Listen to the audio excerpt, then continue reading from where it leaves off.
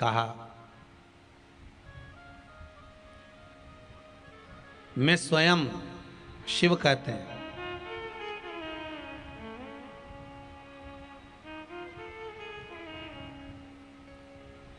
आपका जब नेत्र खुलेगा लक्ष्मी आंवले के रूप में रहेगी,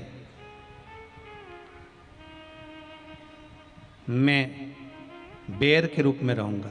बेर जानते हो, जो शबरी ने राम जी को खिलाया था, बोर बेर, मैं बेर के रूप में रहूंगा।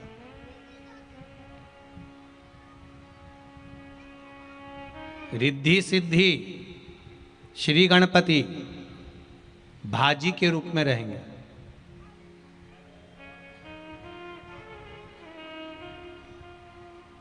हमारे यहाँ आज भी गाते हैं, बेर भाजी आंवला उठो देव सांवला, आज भी कहते हैं हमारे। शिवरात्रि के दिन शंकर भगवान को बेर चढ़ाने का बड़ा महत्व है। यहाँ चढ़ाते हैं कि नहीं चढ़ाते? चढ़ाते हैं। शिवरात्रि के दिन बेर चढ़ाने का बड़ा महत्व है। और शिवरात्रि पर चढ़ा हुआ वो बेर उठाकर ले आइए और उस बेर को उठाकर रख लीजिए। मान लो किसी को उदर से जुड़ी हुई जब तकलीफ रहती है, पेट से जुड़ी हुई तकलीफ रहती है, पेट से जुड़ी हुई कोई भी प्रॉब्लम हो, अगर पेट से जुड़ा हुआ कोई भी रोग आपको लग गया और डॉक्टर की दवाई चल रही है, सारी औषधि चल रही है, जो शिवरात्रि पर आपने बेर चढ़ाया है वो बेर अगर आपके यहाँ रखा हुआ है, वो बेर उस रोग वाले व्यक्ति को खिला दीजिए। आधे घंटे के अंदर पेट का दर्द, पेट की तकलीफ, पेट का कैसा भी रोग होगा एकदम आराम लग जाएगा। उस बेर में इतना दम, इतना प्रबलता आ जाती है शंकर को, जो शिवरात्रि के दिन बेर चढ़ाया जाता है।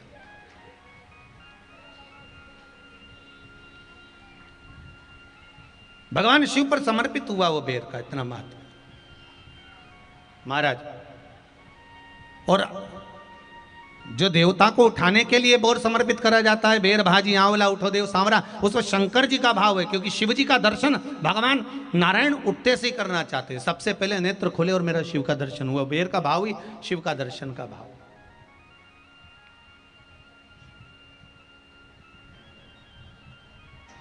कितनी बड़ी औषधि होगी बेर के अंदर, जरा देखिएगा कि मेरे राम जी शबरी अम्बा के दरवाजे पर पहुंचे। आप लोग भजन में लेते रहते हो, शबरी संवारे रास्ता आएंगे राम जी, मेरा भी धन्य जीवन बनाएंगे राम जी।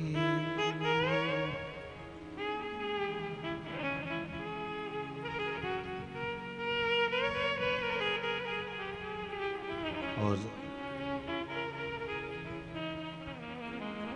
बागों से चुन चुन के वो लेकर आई बेर की टोकरी लाई। खट्टे हो चाहे मीठे हो पाएंगे राम जी, मेरा भी धन्य जीवन बनाएंगे राम जी। शबरी ने राम जी को बेर दिए, राम जी ने बेर खाया, प्रेम से खाया। याद आया पीछे लक्ष्मण खड़ा है, राम जी ने लक्ष्मण को बेर दिए, ले लक्ष्मण ये बेर खा ले। लक्ष्मण जी ने बेर लिए, लक्ष्मण जी ने बेर को देखा तो वो शबरी अम्बा अपने मुंह से झूठा करके दे रही है। लक्ष्मण जी ने बेर लिया, पास में रख लिया, फिर लिया, फिर रख लिया। शबरी जी राम जी को बेर दे, राम जी लक्ष्मण जी को बेर दे, लक्ष्मण जी वो बेर लेके पीछे फेंकते जाए। उठाए फेंका, उठाया फेंका, उठाया फेंका। अब कोई लक्ष्मण साधारण है? जब भगवान राम विष्णु हैं, लक्ष्मण शेषनाग हैं, शेषनाग अगर कोई चीज फेंकेगा तो क्या पास में फेंकेगी? उठाया फेंका, कोसों दूर जाकर गिरा। और वो बेर कब काम आया? जब लक्ष्मण जी को शक्ति लगी, बाण लगा, लक्ष्मण जी मूर्छा होकर जमीन पर पड़े। सुषेण वेद को बुलाया और वेद से बुलाकर पूछा कि लक्ष्मण कैसे उठेगा, तो कहा संजीवनी लेकर आओ।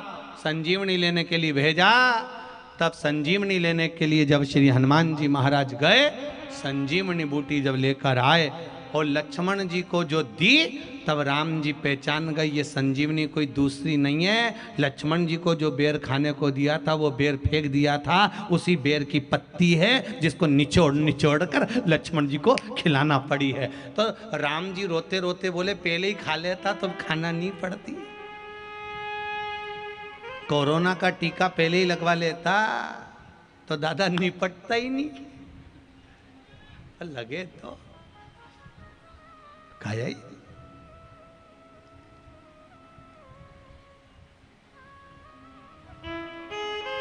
यहां तो सीधी सीधी बात है ना।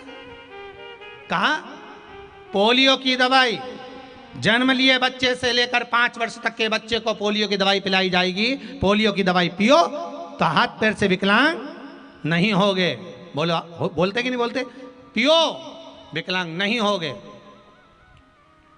जो नहीं पिएगा वो हाथ पैर से विकलांग हो जाएगा। उसी तरह शिव महापुराण की कथा, जिसका जन्म नहीं हुआ, जो माता के गर्भ में है, उससे लेकर जो मर रहा है उस तक के व्यक्ति को सुनाई जाएगी। पोलियो की दवाई नहीं पियोगे, हाथ पैर से विकलांग हो जाओगे। शिव महापुराण नहीं सुनोगे तो काम, लोभ, विषय, आसक्ति से विकलांग हो जाओगे। इसलिए सुनो, ये सुनने का विषय है, इसको श्रवण करना, हमारे जीवन में उतारना,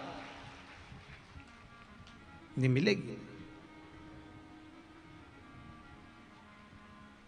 प्राप्त होना बड़ा मुश्किल है। फिर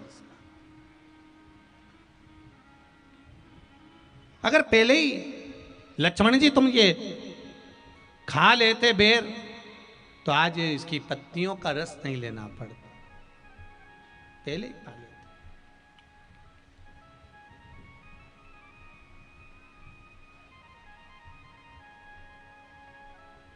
तुमने पाया ही नहीं, अहंकार का त्याग करा ही नहीं।